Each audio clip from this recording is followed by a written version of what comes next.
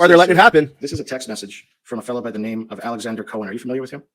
Doesn't ring a bell, sir. Okay. He's with Minister Marciano's office, Minister of Public Safety, and it's between him and Mary Liz Power. Are you familiar with Mary Liz Power? Again, the names aren't ringing a bell. Okay. She's with the Prime Minister's office. So I'm just going to read that to you so you have an understanding. And this is from about the 24th, on or before the 24th of January. And it says, I got a quick response. People are into it. Let me know if your boss is too. Happy to help however I can. This is what I sent through, though, by the way. Hi, I just had a chat with Alex at PS, meaning Public Safety, who had a bit of an interesting idea. As you saw in the pod goals chat, the truckers convoy and some of their more extreme comments in brackets, i.e. calling for a January 6th style insurrection, close brackets, are getting more coverage in the media. Alex was surveying whether there'd be interest in his boss doing some media on this eventually. He was chatting with Mendicino about it right before he went into the cabinet retreat. And I can tell you the cabinet retreat was on the 24th. That's why I know it was before the 24th. I think there could be an opportunity to get in on this growing narrative of the truckers, particularly with the research that LRB is doing into their backers. My thoughts of the framing here would be similar to what PM/Blair, meaning the Prime Minister and Minister Blair, said last year when January 6th. Holy fuck! Our democracy is something we need to nurture and protect every day. Now, that text message then continues, and I'd ask Mr. Clark if you could bring up ssm.can.00007722_rel.0001. We will always support the right to peaceful protest. Some of the call that organizers of these events are making are concerning, and we're taking them seriously. In brackets, we need something to back this up, close brackets. We'll continue to monitor the situation closely. The fine line to walk would be to ensure we are not looking like we're directing the police, which obviously is not the goal here. Hoping to canvass your thoughts. Alex said he'd come back to me with a proposal this afternoon, and he gets to chat with Mendicino again, and obviously pending his boss and our interest in looking into this further. And if you could scroll down. And Alex responds, thanks. I had an initial chat with my boss, and he's supportive, but wants to wait a day or two. There's a danger that if we come down too hard, they might push out the crazies.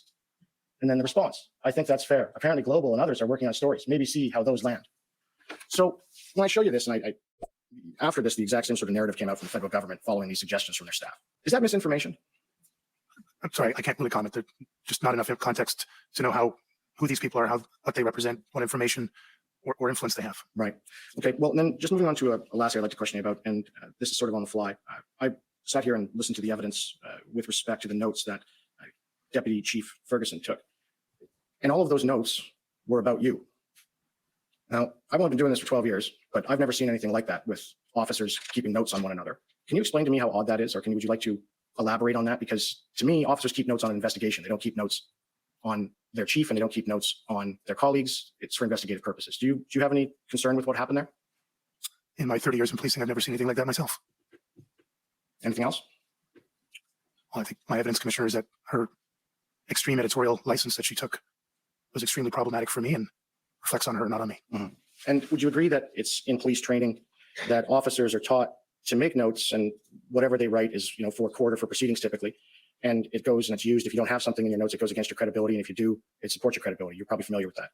Except for the last part. Yeah. My understanding is that notes are evidentiary. They are produced for the purpose of judicial processes as well as for internal system and policy requirements. But and you'd agree just because someone writes something in their notes doesn't mean it's true, does it? They are supposed to be an honest representation. Sometimes they're not. Clearly in some cases. Thank you.